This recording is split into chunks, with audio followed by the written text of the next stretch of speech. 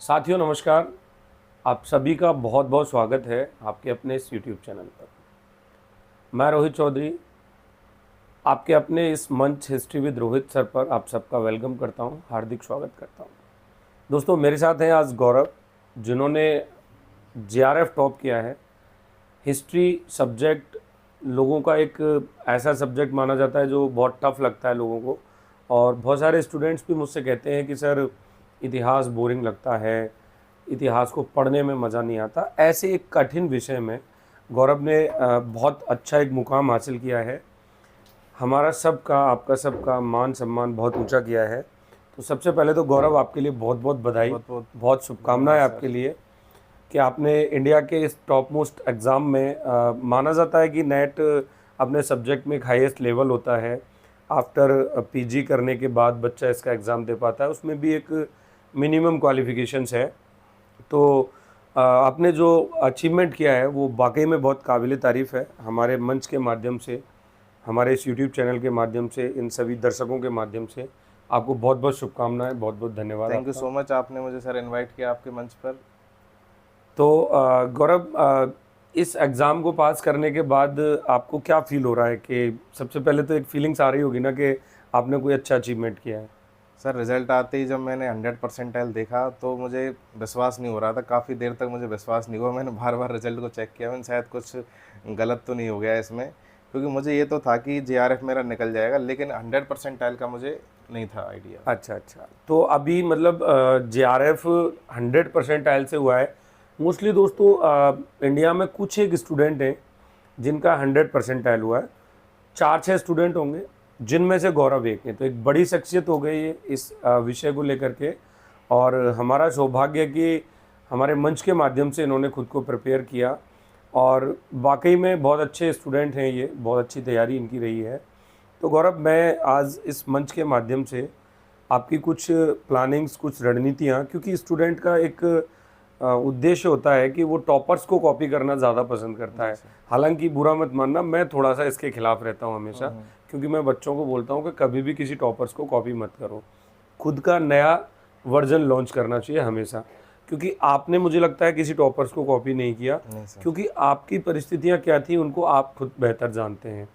अपनी परिस्थितियों के अनुसार आप लोग अपनी प्लानिंग्स जब तैयार करते हैं और आप अपनी प्लानिंग्स को जब अपना 100% देते हो, तो आप खुद एक नए टॉपर बन के उभरते हो सकता है कि आप किसी टॉपर्स को कॉपी कर रहे हो, तो उसकी परिस्थितियाँ क्या थी, उसकी माइंड कैपेसिटी क्या थी, उसकी सिटिंग पावर क्या थी, उसकी कैप्चर पावर क्या थी, उसके पास कंटेंट क्या था, या उसकी कंडीशंस क्या थी, वो सब डिफरेंट होती हैं। आपकी परेशानियाँ, आपकी प्रॉब्लम्स, आपकी कंडीशन सबकी अलग अलग हैं। तो जैसे गौरव से बात कर रहे हैं, तो गौरव ने किसी टॉपर को कॉपी नहीं किया, बल्कि अपनी परिस्थितियों को अपने अकॉर्डिंग ढाल करके और अपनी तैयारी को मजबूत किया, और उस तरीके से आपने अचीवमेंट पाया।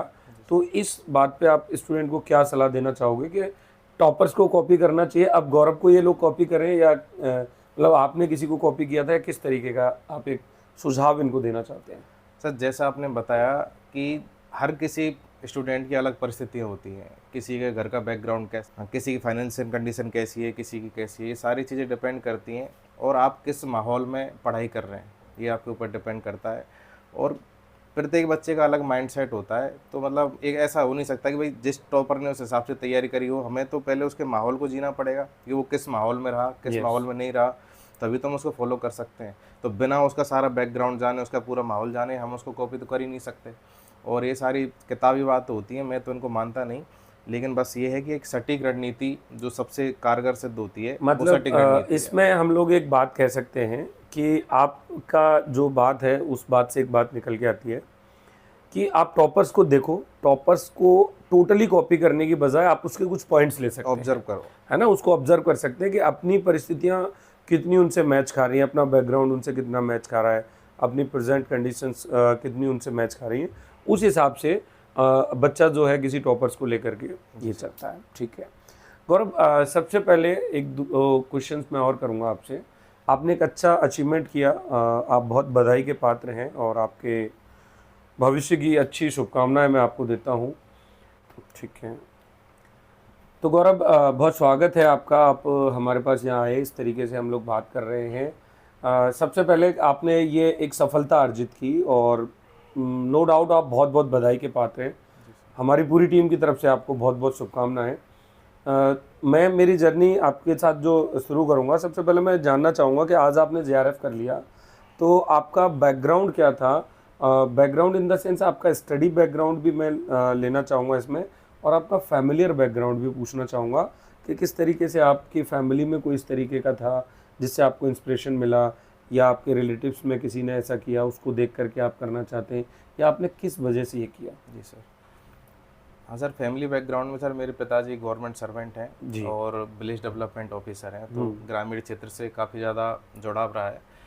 तो ग्रामीण क्षेत्र में सर सबसे ज़्यादा पॉपुलर जो जॉब होती है वो टीचर की होती है, ठीक है। जो टीचर को सम्मान की दृष्टि से देखा जाता है। तो मेरे पिताजी का भी हमेशा से ये कहना था कि भाई टीचिंग की तैयारी करो अच्छा। शुरू से ही।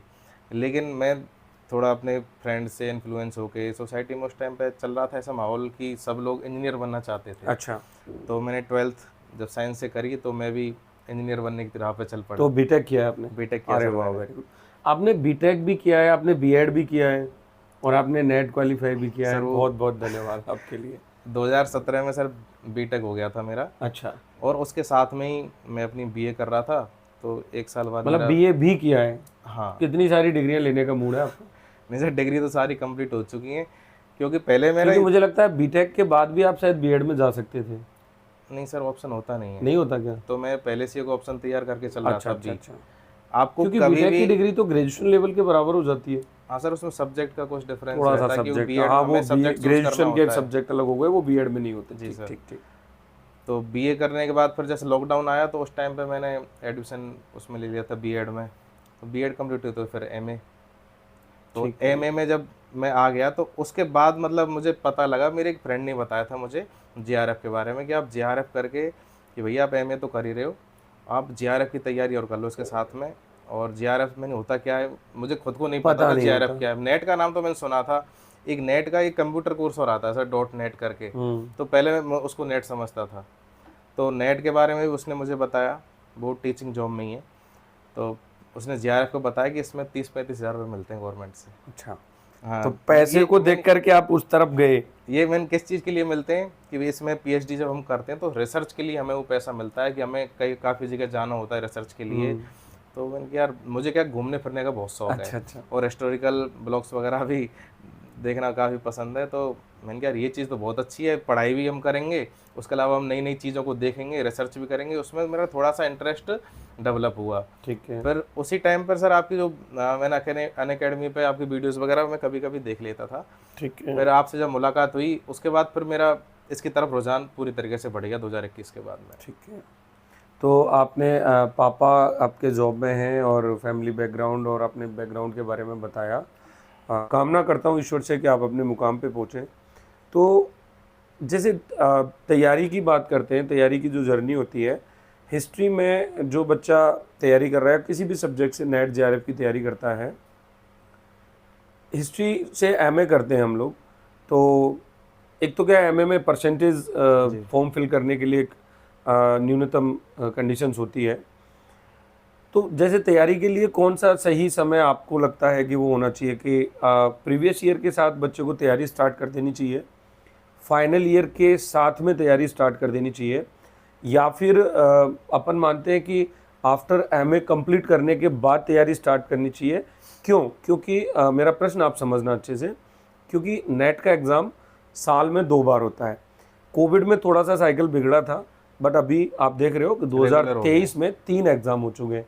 फरवरी में 28 फरवरी को एक एग्ज़ाम हुआ था, जो दिसंबर 2022 वाला था। 16 जून 16 को हो गया, और अभी दिसंबर से पहले एक एग्ज़ाम और मिलेगा। तो ये एक इंडिकेशन है, एक निर्देशन है आप सब स्टूडेंट्स के लिए कि 2024 में आपको 2 एग्ज़ाम देखने को मिलेंगे, और आगे भी यूजीसी का यही साइकिल रहेगा।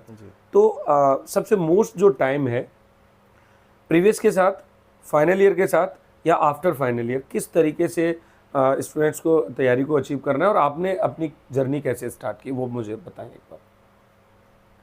मेरे हिसाब से एक काफ़ी बड़ा एग्ज़ाम है, और हिस्ट्री के मतलब बिल्कुल ये मान के चलें हमें बिल्कुल तह तक जाना होता है, यानी कि अर्थ से फर्श तक जाना होता है। हमें शुरुआत से और बिल्कुल एंड तक जितना हिस्ट्री का विस्तार हो सकता है हमें वहाँ तक पढ़ना होता है। तो उसके लिए मतलब हम कोई 2 महीने 3 महीने अगर कोई कहता है तो मुझे लगता नहीं कि वो इतना कवर कर पाता होगा, क्योंकि जब तक अपना बेस क्लियर ना हो, अपना फाउंडेशन अच्छा नहीं हो, तब तक तो हम इतना जल्दी उसको कवर कर भी नहीं सकते। कि किसी भी एग्ज़ाम को अगर हम तैयारी कर भी रहे हैं तो अप्रॉक्स 60 डेज़ का टाइम तो हम रिवीजन में ले लेते हैं। ठीक है। तो ये चीज़ तो मेरे हिसाब से सही नहीं है कि हम इतनी बहुत जल्दी तैयारी कर सकते हैं। मेरे अकॉर्डिंग क्या है, अपनी जो ग्रेजुएशन हो जाए और हमने जब एमए में हिस्ट्री सब्जेक्ट ले लिया है तो हमें तब से ही तैयारी स्टार्ट कर देनी चाहिए, क्योंकि एमए फर्स्ट ईयर में जैसे हमने एंशिएंट ले लिया, फिर नहीं, मेडिएवल इसमें ले बीच लिया। में थोड़ा सा मैं आपको रोकूंगा। बहुत सारे बच्चों को नहीं पता होता ना कि ग्रेजुएशन के दौरान कि उनको नेट ही क्वालिफाई करना है, जी। क्योंकि आफ्टर ग्रेजुएशन बहुत सारे बच्चे बीएड भी करते हैं जिनको टीचिंग लाइन में आता है। नेट वर्सेस बीएड दो सेगमेंट हो गए।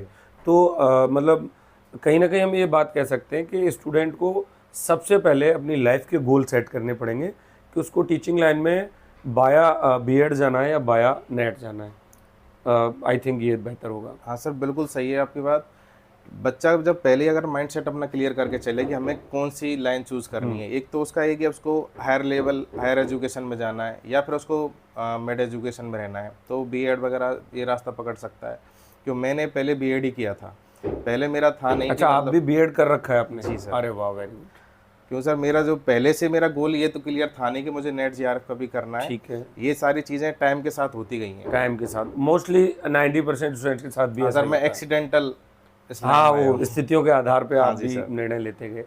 क्योंकि मेरा बैकग्राउंड भी इसका रहा नहीं पहले। अच्छा। पहले मैं साइंस बैकग्राउंड से था, मैंने बीटेक किया हुआ है। हम्म। तो बीटेक के साथ में ही मैंने प्राइवेट बीए कर लिया था। फिर कोविड टाइम पर मेरा बीएड हो गया और फिर एमए भी मैंने प्राइवेट ही किया है। अच्छा अच्छा, तो आपको क्या लगता है कि बच्चे को प्रीवियस के साथ ही तैयारी स्टार्ट कर देनी चाहिए, वो बेटर टाइम होता जी है? सर, क्योंकि एमए करते टाइम ही मुझे मतलब ऐसा फील होने लगा था कि अब अपने पास काफ़ी टाइम है और साथ में तैयारी स्टार्ट कर देते हैं। तो फर्स्ट ईयर में जो सब्जेक्ट हमने चूज़ करे वो भी उस अकॉर्डिंग करे जिससे हमारा बेस थोड़ा मजबूत हो सके। फिर उसी हिसाब से सेकंड ईयर में अपने सब्जेक्ट चूज़ किए और उसके साथ में अपनी रेगुलर तैयारी करता रहा। फिर आपके कांटेक्ट में आने के बाद से मेरी तैयारी और बेटर होती गई और मुझे एक सही डायरेक्शन मिल गया। जी, तो सब बहुत अच्छा लगा गौरव आपसे ये सारी बातें जान के, और आई थिंक स्टूडेंट्स आपको बहुत कुछ सीखने को मिलेगा। इस सेशंस को पूरा देखिएगा। मैं काफ़ी अच्छे क्वेश्चंस पे और इनके साथ डिस्कस करने वाला हूँ और हम दोनों से आपको बहुत कुछ गेन करने को यहाँ पे मिलेगा। गौरव, एक बात हम ये देखते हैं कि स्टूडेंट्स जब तैयारी करता है तो कहीं ना कहीं वो एक ऐसे मायाजाल में फंस जाता है, एक भ्रमजाल में फंस जाता है कि वो डिसीजंस नहीं कर पाता कि उसको किस माध्यम से तैयारी करनी है, किस तरीके से पढ़ना है। क्योंकि अगर हम प्रीवियस ईयर क्वेश्चंस की बात करें, मेरा जो अनुभव मैं बता रहा हूँ आपको, स्टूडेंट मार्केट जाता है। क्योंकि देखो, मैं हर वीडियो में कहता हूँ आपको और इस वीडियो में भी कहूँगा कि आज की डेट में सिलेक्शन लेने के लिए क्या पढ़ना है वो उतना ज़रूरी नहीं है, बल्कि क्या छोड़ना है वो उतना ज़रूरी है। तो जैसे कि आप इस बात से कहाँ तक सहमत हैं? स्टूडेंट मार्केट गया, वहाँ से वो एक प्रीवियस ईयर क्वेश्चंस की बुक लेके आया और प्रीवियस ईयर क्वेश्चन में 2008 से 2009 से 2022-23 तक के उसको पिछले 10-15 साल के क्वेश्चंस मिल गए। अगर कोई स्टूडेंट अपडेट नहीं है तो उसको सिलेक्शन का कोई हक नहीं है, उसका सिलेक्शन होता भी नहीं है। जो खुद के प्रति अवेयर नहीं है वो दुनिया का सबसे दुर्भाग्यशाली इंसान होता है।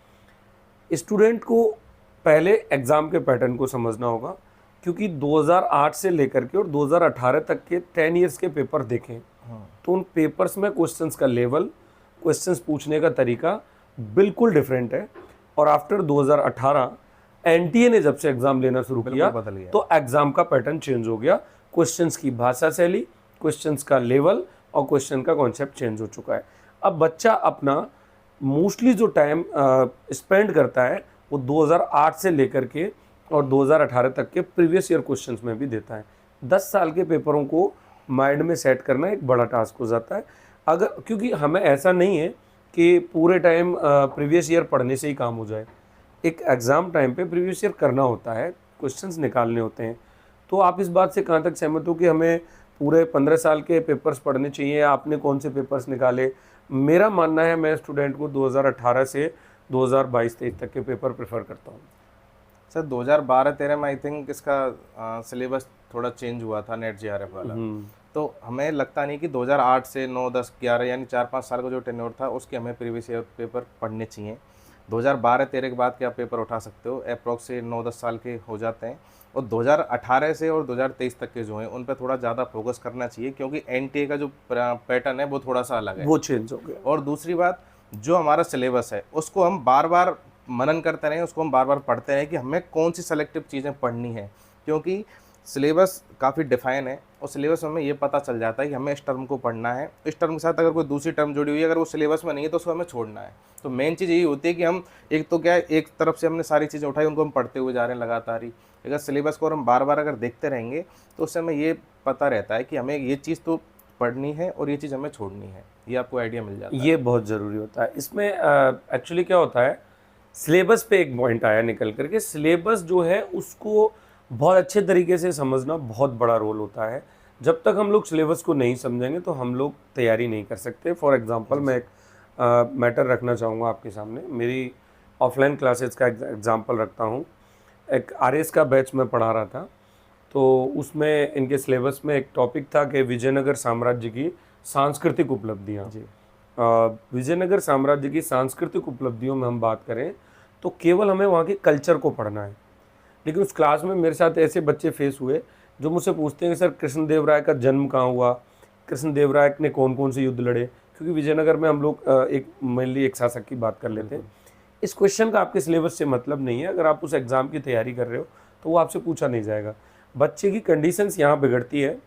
अब सिलेबस में दे रखा है किसी पर्टिकुलर एक एम्पायर का सांस्कृतिक उपलब्धि आपको पढ़नी है, तो आपको केवल उसकी संस्कृति पढ़नी है, और बच्चा उसकी पॉलिटिकल, उसकी इकोनॉमिकल, उसकी सोशल कंडीशंस भी पढ़ रहा है, तो अपना टाइम वेस्ट कर रहा है। इस बात से आप कहाँ तक सहमत हैं? क्योंकि बच्चे को सिलेबस के पॉइंट्स, जब बच्चा प्राचीन पढ़ रहा है तो उसके साथ उसके कॉपी या जो नोटबुक वो तैयार कर रहा है या जो बुक पढ़ रहा है उसके फ्रंट पेज पे मैं मानता हूँ कि सिलेबस के बिंदु लिखे होने चाहिए, ताकि उसको ये क्लियर रहे कि यही पढ़ना है, इसके अलावा कुछ नहीं पढ़ना। शुरुआत में सर ये प्रॉब्लम मेरे साथ में भी थी, क्योंकि मुझे सिलेबस पूरा पहले याद नहीं था, तो मैं उसको बार बार उठा के चेक करता था, यार कहीं कुछ मतलब गलत तो नहीं चल रहा। मैं उसको बार बार चेक करके मुझे थोड़ा ये पता लग जाता कि हाँ यार ये पॉइंट मैंने एक्स्ट्रा पढ़ लिया है, पढ़ लिया, उससे हमें कोई दिक्कत नहीं है, उससे थोड़ी नॉलेज ही मिलती है हमें। लेकिन हमें सेलेक्टिव चलना होता है, क्योंकि हर स्टूडेंट के पास में इतना टाइम नहीं होता कि वो 2 साल 2.5 साल एक ही एग्ज़ाम के लिए लगा रहे।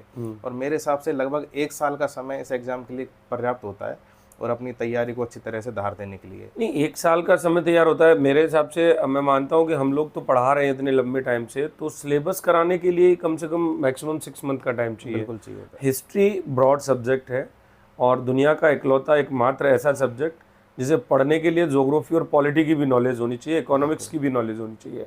सारे विषयों का ज्ञाता अगर आप हैं तो आप हिस्ट्री को बहुत अच्छा बना सकते हैं।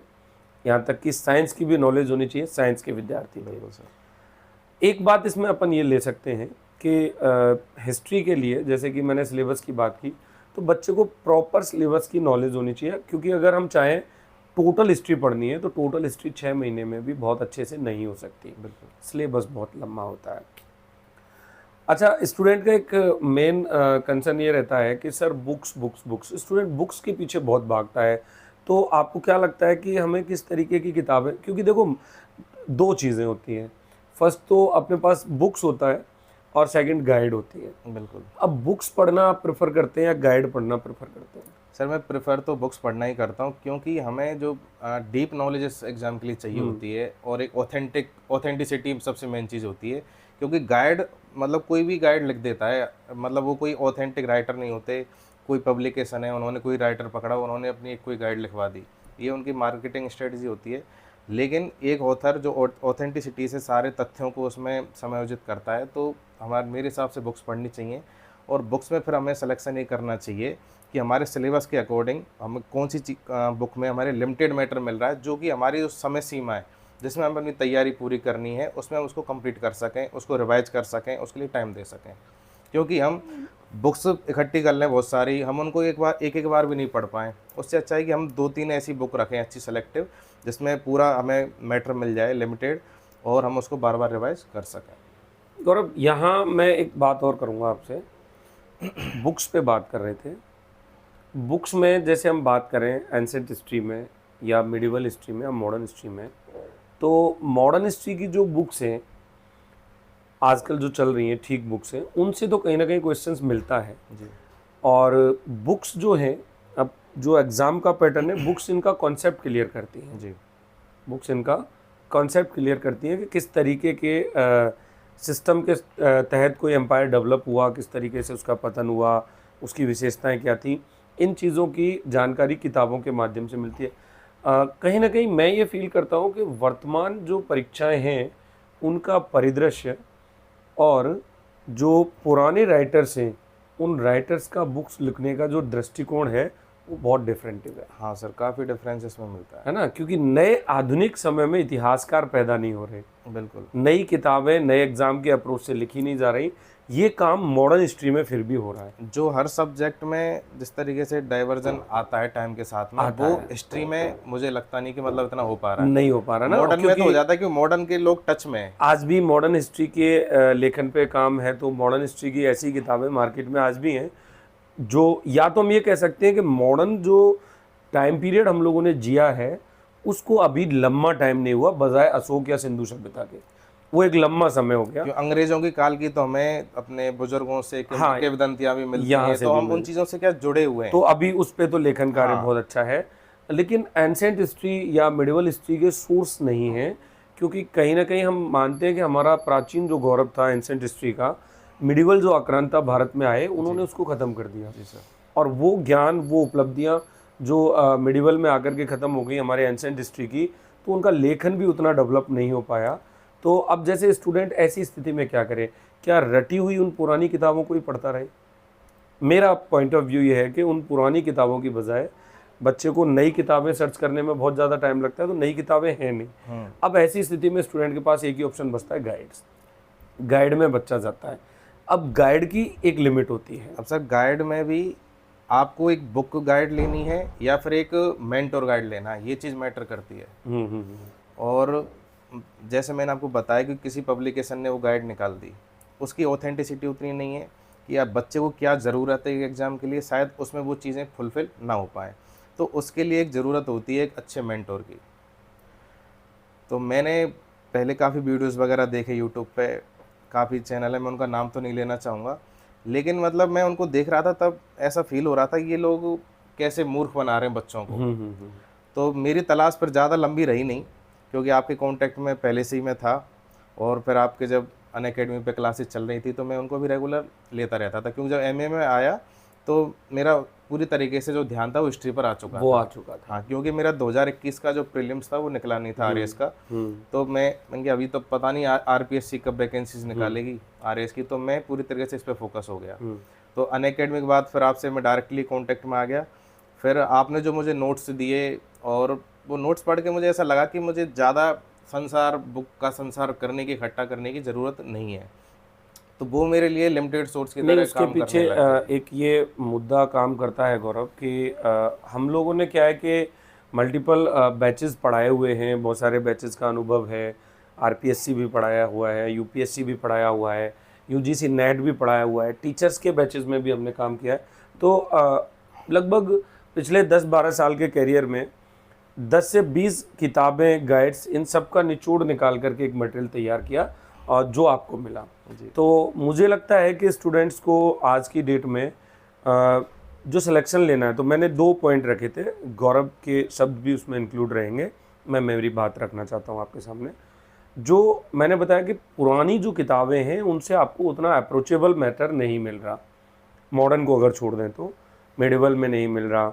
मिडिवल में जैसे अभी आप लोग मेरा कल का क्लास देख रहे थे, मैंने आपको महमूद गजनवी पढ़ाया था।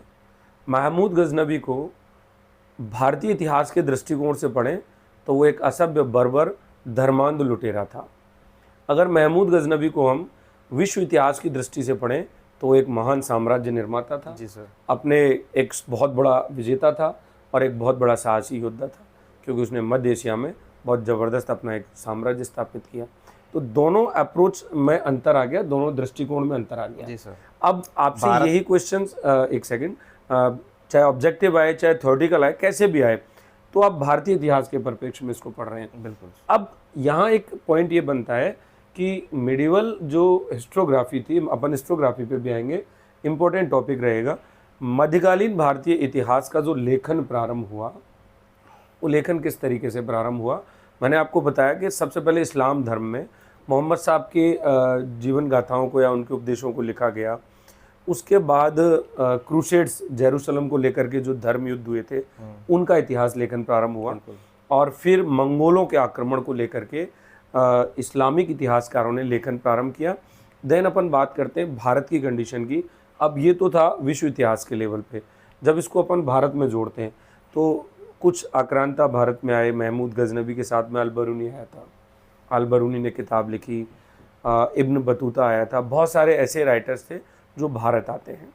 उस टाइम पीरियड में सर जी, जो भी हमारे भारत पर इन्वेड हुए, आक्रमण हुए, तो उसका हमारा जो लिटरेचर था वो एक तरीके से जो फॉरेनर लिटरेचर में कन्वर्ट हो गया एक तरीके से, क्योंकि फारसी भी आ रहे हैं यहाँ पर तुर्क भी आ रहे हैं, मंगोल भी आ रहे हैं। तो यानी कि उनके साथ में जो राइटर्स आ रहे हैं, एक तरीके से पूरा जो भारत का प्राचीन इतिहास और मध्य का जो बीच का वाला भाग है, पूर्व मध्यकाल वाला, वो एक तरीके से उनके हवाले हो गए। भारतीय इतिहासकार उसमें कम मिलते हैं हमें, और बाहरी इतिहासकार बाहर ज़्यादा मिलते हैं। नहीं तो इसका मतलब मैं ये कहना चाह रहा था आपसे कि मिडिवल हिस्ट्री हो, एंसेंट हिस्ट्री हो, जिसमें क्या है कि अब अलग अलग अप्रोच की चीज़ें होती हैं। हमारे यहाँ मतलब अब हम जैसे गाइडों की बात कर रहे थे, मेन मुद्दे पे आते हैं, क्योंकि वहाँ भी क्या है कि अलग अलग अप्रोच से उस इतिहास को लिखा गया और उसमें हमारे इतिहास की उपेक्षाएं की गई, ये सारी चीज़ें हैं। ये पार्ट पर्टिकुलर हिस्ट्रोग्राफी का आता है। बीच में एक नया क्वेश्चन लेके आऊँगा। हिस्ट्रोग्राफी बहुत कम टच में रहता है स्टूडेंट के, ग्रेजुएशन के टाइम भी नहीं रहता, बहुत सारे बच्चों के टाइम मतलब टच में वो एमए के टाइम भी नहीं आ पाता। ठीक है, तो उसके लिए क्या आपकी रणनीति थी, किस तरीके से आपने तैयार किया? क्योंकि मैंने अनअकैडमी पे, आप बिलीव नहीं करेंगे, 2.5 साल नेट सेगमेंट पढ़ाया, मैंने वहाँ हिस्ट्रोग्राफी नहीं करवाई आज तक किसी भी स्टूडेंट को। और ना ही किसी स्टूडेंट ने मुझे ये डिमांड की अनअकैडमी पे, 14-15 हज़ार रुपये फ़ीस बच्चा पे करता था कि सर हिस्ट्रोग्राफी पढ़ाओ। क्योंकि अनअकैडमी पे आज भी जितने एजुकेटर लाखों रुपए ले रहे हैं या बहुत सारी जगह मतलब वो पढ़ा रहे हैं या किसी भी प्लेटफॉर्म पे पढ़ा रहे हैं, तो हिस्ट्रोग्राफी, इतिहास दर्शन और इतिहास लेखन, मुझे लगता नहीं कि टीचर्स करवाते हैं उसको। और वो एक 10 नंबर का जो यूनिट आता है वो बहुत इम्पोर्टेंट रहता है। तो मैंने उसमें बहुत मेहनत की है। एक्चुअली मेरे गुरुजी जो हैं डॉक्टर विकास नोटियाल सर, उनका मैं शिष्य रहा हुआ हूँ।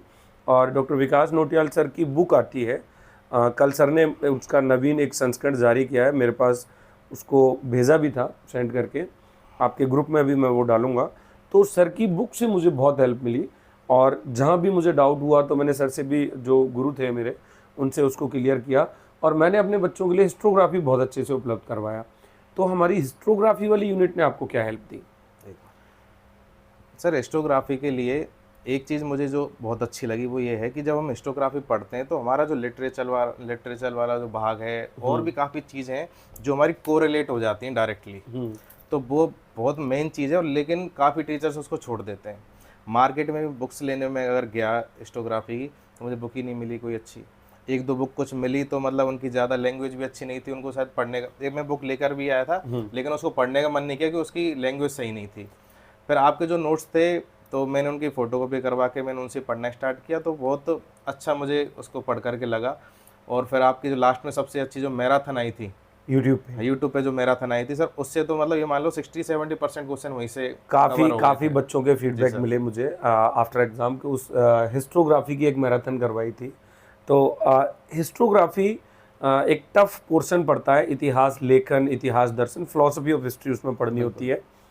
मार्केट में जो किताबें हैं उनकी भाषा बहुत क्लिष्ट है, तो एक एक्सपीरियंस टीचर उस भाषा को अपनी लैंग्वेज में तोड़ करके जब आपको चीज़ें समझाने का प्रयास करता है, व्यवहारिक एग्जांपल्स दे करके, आपके जीवन से जुड़ी हुई चीज़ों से एग्जांपल्स दे करके जब सब्जेक्ट की अप्रोच बनाई जाती है तो इनको अच्छा समझ में आता है। तो अपन आपके मुंह से ही सुनना चाहेंगे, जो 10 किताबें पढ़ने से आज की डेट में सिलेक्शन होगा, क्योंकि एक प्रॉपर किताब में वो मैटर नहीं मिल पाता, बिल्कुल, है ना।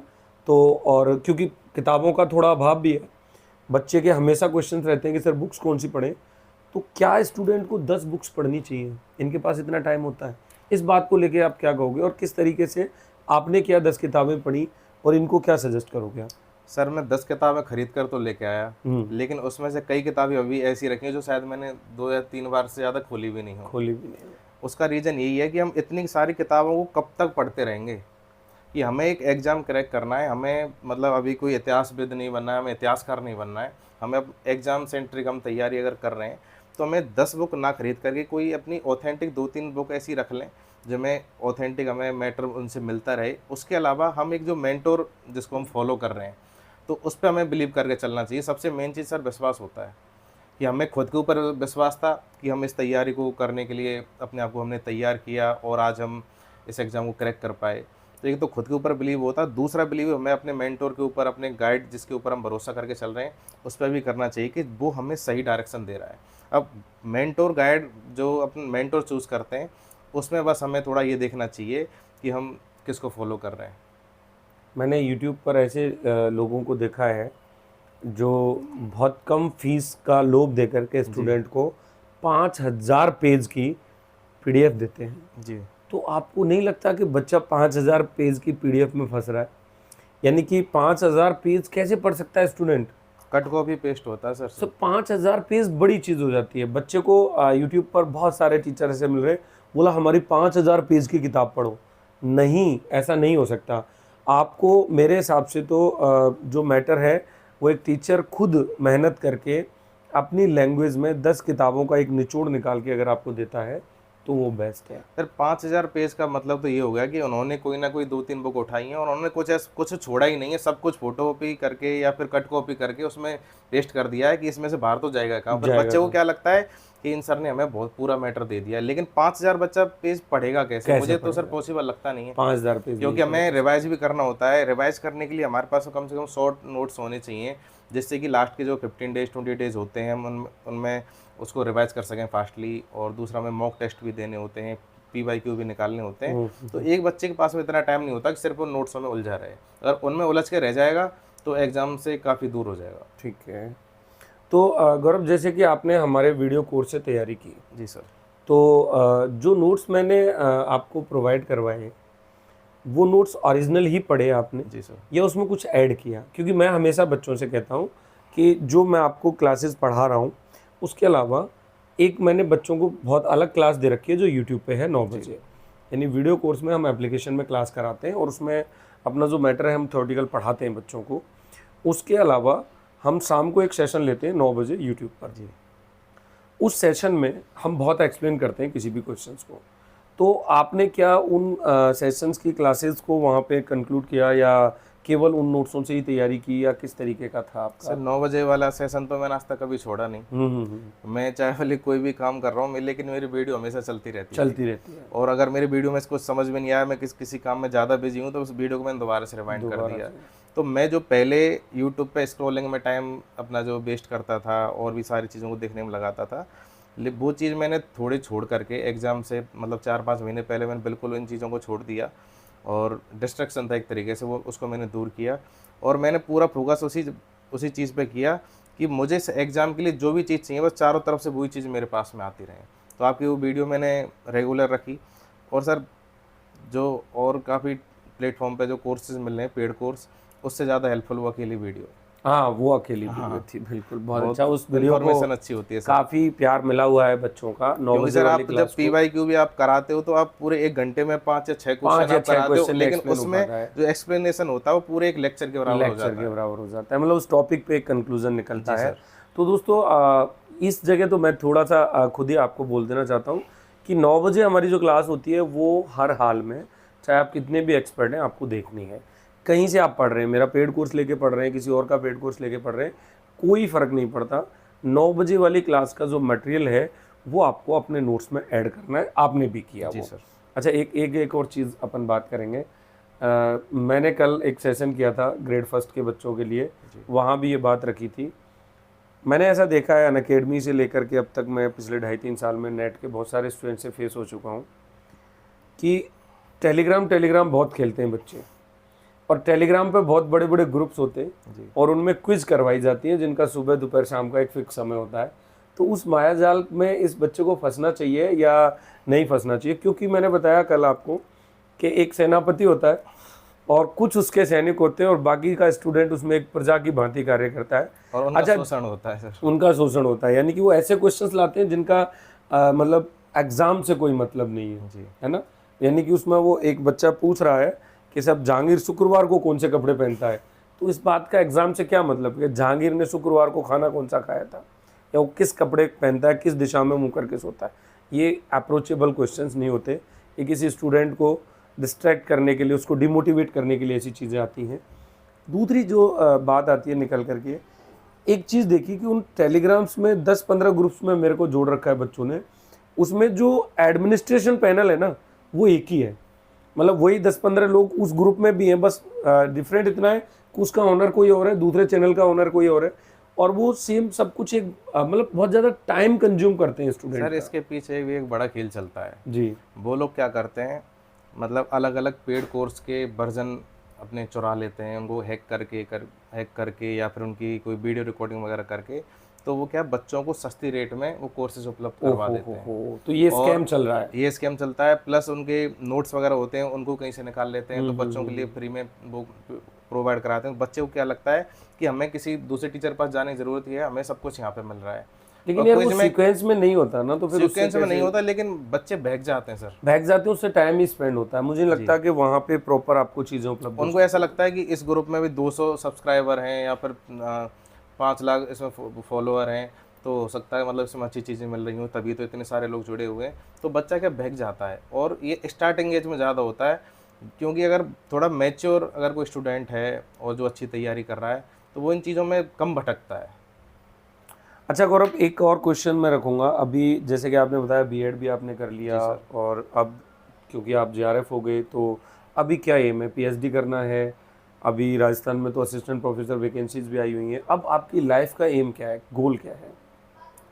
हाँ सर, पीएचडी तो मुझे करना ही है किसी अच्छे इंस्टीट्यूट से जी। और उसके अलावा मैं बस सर अभी यही वो सर्च कर रहा हूँ कि मतलब कौन से टॉपिक के ऊपर मुझे पीएचडी करना चाहिए कि जो हमें लाइफ में आगे चल के सपोर्ट भी करे, और कुछ उस रिसर्च में ऐसा निकल कर के आए जो लोग मतलब एक लीक से हटकर कोई चीज़ हो। बहुत सारे टॉपिक्स हैं हिस्ट्री में, जी हर एक लाइन में एक टॉपिक मिल जाता है, लेकिन मेरा सजेशन रहेगा कि हमारे भारतीय इतिहास को जानने के लिए, उसकी प्राचीनता को पहचानने के लिए, आज भी उसके गौरव को जानने के लिए एक गौरव की ज़रूरत है, और वो आप हो। मेरे हिसाब से आपको सिंधु सभ्यता की लिपि को लेकर के पीएचडी करना चाहिए। हाँ सर, कैसा लगता है आपको? आर्कियोलॉजी में ही मेरे इंटरेस्ट थोड़ा क्योंकि ज़्यादा है। अगर हो सकता है आप अपने नए माइंड से 100% आपने किया है, जी। अच्छा है, आपका एक माइंड है, आप कर सकते हैं। क्योंकि जिस दिन हम लोग इस चीज़ को पकड़ पाए, आप सिंधु सभ्यता की लिपि जब क्लियर होगी, तो बहुत सारे राज अभी हमारे बिल्कुल सर। खुलने बाकी हैं। तो बाकी कितना इंटरेस्ट आपको इस टॉपिक पे लगता है? सर मेरा सर काफ़ी इंटरेस्ट है, आर्कियोलॉजी में बहुत इंटरेस्ट है सर मेरा। हाँ, तो मेरा हिसाब तो यही है। और नहीं, फिर भी मैं आपको सजेशन देना चाहूँगा कि आप इस तरीके से करें। क्या संदेश आप इन विद्यार्थियों को देना चाहेंगे कि, क्योंकि बहुत लंबा मैंने आपको डिस्कशन में ले लिया, ओवरऑल आप इन बच्चों को एक मैसेज ऐसा दें कि किस माध्यम से तैयारी करें, कैसे तैयारी करनी है और क्या करना है, किताबें कितनी पकड़नी है, नोट्स कितने पकड़ने हैं, क्या करना है क्या नहीं करना है। एक फाइनल क्वेश्चन और आपसे। ठीक सर जी। मैं अपने सभी साथियों से बस एक चीज़ ये कहना चाहूँगा, जो भी जिस एग्ज़ाम को आप टारगेट कर रहे हैं, चाहे वो नेट जेआरएफ हो, नेट जेआरएफ के बाद में आप असिस्टेंट प्रोफेसर के लिए जाएं या फिर किसी और एग्ज़ाम के लिए जाएं, तो आप जो भी एग्ज़ाम सेंटर की तैयारी कर रहे हैं उसके लिए एक सटीक रणनीति बनाएं।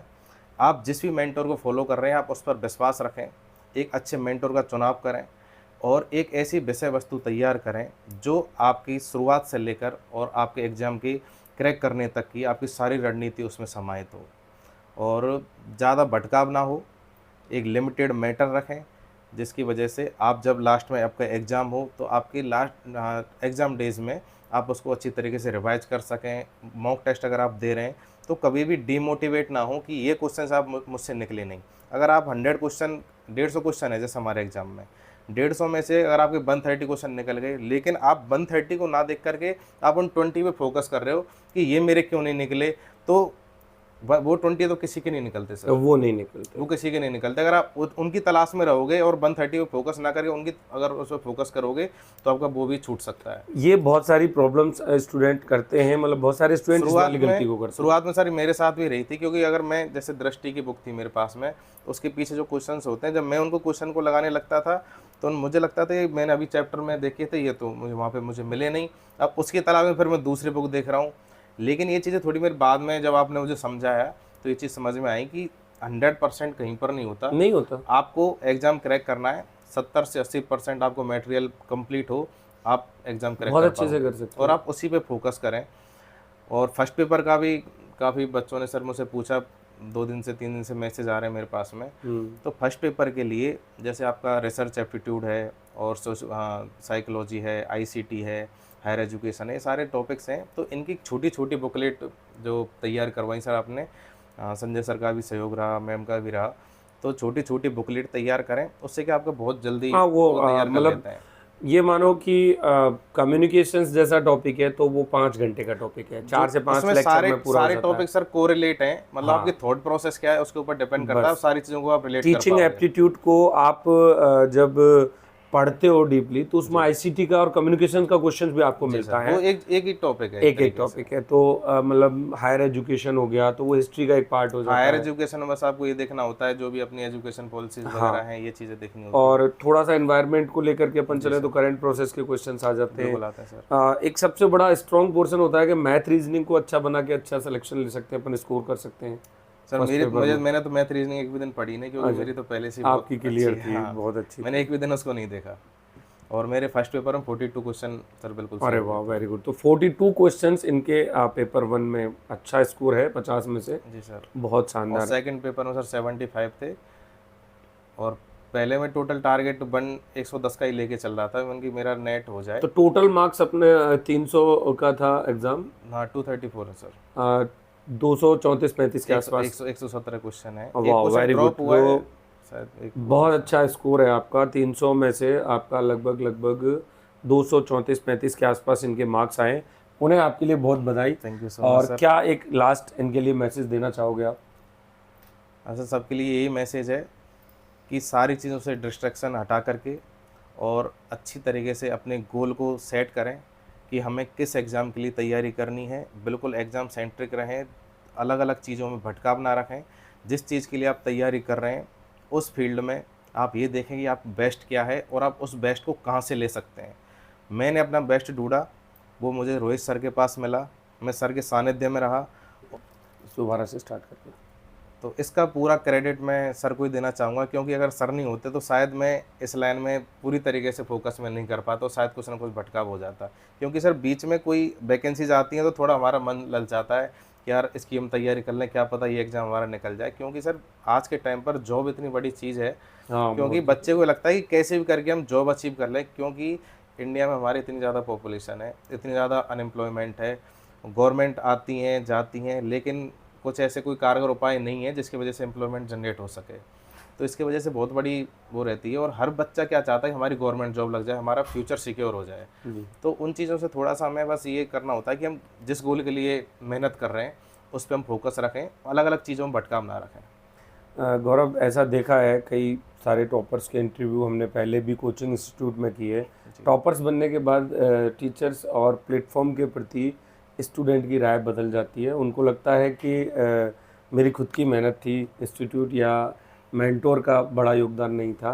लेकिन आपकी बातों से कहीं ऐसा नहीं लग रहा। तो आप क्या पूरा 100 में से 100 क्रेडिट आप इस मंच को देना चाहते हैं, और आपको लगता है कि और भी बच्चे हमसे जुड़ करके अपना भविष्य सिक्योर कर सकते हैं? मतलब नेट जेआरएफ हमारा एक टैगलाइन है कि जेआरएफ चाहिए तो यहाँ आइए, तो उसको चरितार्थ किया आपने। हमारे और भी स्टूडेंट, कमलेश वगैरह, जिनका मैंने स्टेटस लगाया था, जेआरएफ हुए हैं, वो बच्चे दूर के हैं, उनका ऑनलाइन इंटरव्यू करेंगे, आपके साथ भी करेंगे। तो अभी आप तो नज़दीकी हैं तो आप मिल पा रहे हैं, ये सौभाग्य है इन बच्चों का भी, हमारा भी, जो आपको सुन पा रहे हैं। तो कितना लगता है आपको कि इस मंच के माध्यम से बच्चों को मिल सकता है? सर मेरा तो मैं स्पेशली बोल सकता हूँ कि सर अगर आपका सहयोग नहीं होता तो शायद मैं इस राह से भटक चुका होता। क्योंकि पहले मैं काफ़ी भटका हुआ हूँ, काफ़ी एग्ज़ाम मैंने दिए हैं। पहले मैंने एसएससी सीजीएल की तैयारी करी, लेकिन इंग्लिश पे थोड़ा मेरा इंटरेस्ट कम था, तो मैं उस लाइन से भी हट गया। फिर मैं रेलवे में लोको पायलट में डीवी तक पहुंचा था। उसके बाद फिर आरएस का मैंने दिया है। अब आरएस का मुझे सर अभी भी देना है, क्योंकि वो तो अभी छूटेगा नहीं। आरएस का मुझे अभी भी देना है, लेकिन ये है कि सर अगर इस लाइन में आपका सहयोग नहीं होता तो मैं ये कभी अचीव नहीं कर पाता। एक चीज़ और मैं आपसे डिस्कस करूँगा। नेट के लिए मैंने आपको एक मैटर उपलब्ध करवाया और नोट्स तैयार करवाए, तो वो अपने अपने खुद के नोट्स सेल्फ तैयार कर लिए। कुछ 9 बजे वाली क्लास से मैटर लिया, कुछ यहाँ से लिया, क्योंकि जिसको सिलेक्शन लेना है, जिसको मेहनत करनी है, तो उसको तपना तो खुद पड़ेगा जी। ठीक है, तो अब ये नोट्स आपके आने वाले पीजीटी एग्जाम, ग्रेड 1 और असिस्टेंट प्रोफेसर में कितने कारगर हैं? सब बहुत पूरी तरीके से कारगर रहेंगे। क्या आपको लगता है कहीं कि इनसे बाहर कुछ होगा? इनसे बाहर कुछ जाएगा नहीं, क्योंकि सिलेबस के अकॉर्डिंग हमें थोड़ा बहुत इसमें काट साट करनी पड़ेगी कि उसमें हमें कौन सा टॉपिक छोड़ना है, कौन सा लेना है, क्योंकि थोड़ा बहुत डिफरेंस तो, क्योंकि हमने पूरा करा दिया। हाँ, पूरा करा दिया, तो उसमें कुछ टॉपिक्स हैं जो कि हमें उसमें से हटाने पड़ेंगे, सिलेबस के अकॉर्डिंग वो हमें देखना पड़ेगा। तो मतलब कि आप लोग एक बार हमारे साथ जुड़ सकते हैं, एक बार कोर्स लेकर के आप लोग बहुत अच्छे तरीके से तैयारी कर सकते हैं, और उस तैयारी के माध्यम से आने वाले एग्ज़ाम्स के लिए भी आप अपना कंटेंट तैयार कर सकते हैं। मैंने भरोसा किया, आप भी भरोसा कीजिए और सर के साथ जुड़िए। तो आप अपने शब्दों में इनको बताएं एक बार कि किस तरीके से हमारे साथ जुड़ सकते हैं। हिस्ट्री विद रोहित सर के नाम से प्ले स्टोर पर आपको एप्लीकेशन मिलेगा, और इसी नाम से आपको यूट्यूब पर चैनल मिलेगा। आप इस चैनल से जुड़ करके और इस ऐप से जुड़ करके आप पेड कोर्स लेना चाहें, आप पेड कोर्स ले सकते हैं। उसके अलावा हमारे पीडीएफ नोट्स अवेलेबल रहते हैं सर के, आप उनको ले सकते हैं, क्योंकि अगर आप पीडीएफ नोट्स अगर लेते हैं तो ये आपकी एक मेहनत बच जाएगी। वो सबसे बड़ी मेहनत होती है कि सारी किताबों में से छांट करके आप खुद वो चीज़ मतलब नहीं बना सकते कभी भी। जैसे बच्चा बना तो लेता है अपने अकॉर्डिंग, लेकिन उसमें टाइम बहुत ज़्यादा खप जाता है, क्वालिटी नहीं बैठ पाती, वो क्वालिटी नहीं बैठ पाती। और आपका जो एक्सपीरियंस है, आपके एक्सपीरियंस के अकॉर्डिंग आपने वो चीज़ें तैयार करी हैं, तो हमें उसके लिए टाइम ख़राब नहीं करना पड़ेगा। तो मेरे अकॉर्डिंग तो यही है कि आप नोट्स को देखें सर के एक बार, और आपको डेफिनेटली बहुत अच्छे लगेंगे, क्योंकि मैंने फॉलो किया है, तो आपको भी फॉलो करना चाहिए और सर के साथ जुड़ें और अपनी तैयारी को पूरी धार के साथ करें। थैंक यू गौरव, बहुत अच्छा लगा आपसे मिलकर के, and thank you all students. I hope कि आपको ये सेशन, ये वीडियो बहुत पसंद आया होगा। वीडियो को लाइक करना, कमेंट करना और शेयर करना ना भूलें। चैनल पे आप लोग नए हैं तो इसको सब्सक्राइब भी करें। UGC net JRF assistant professor grade 1 school व्याख्याता, किसी भी स्टेट के पीजीटी एग्ज़ाम्स की आप तैयारी कर रहे हैं तो ये मंच आपके लिए बहुत एक हेल्पफुल होने वाला है। तो आप एप्लीकेशन हमारा गूगल प्ले स्टोर से डाउनलोड कर सकते हैं। हिस्ट्री विद रोहित सर के नाम से आपका अपना यूट्यूब चैनल है, जहाँ पे आप ये वीडियो देख पा रहे हैं, और आप इसको subscribe. Thank you so much Gaurav, आपने जो है हमारा मान सम्मान बहुत ऊंचा कर दिया, क्योंकि दोस्तों ऑल इंडिया में 4 से 10 लड़के ही ऐसे स्टूडेंट होंगे जिन्होंने 100 परसेंटाइल, यानी परसेंटाइल 100 का मतलब है कि इनसे ऊपर उस एग्ज़ाम में कोई स्कोर नहीं कर पाया है। तो thank you so much Gaurav, thank you sir.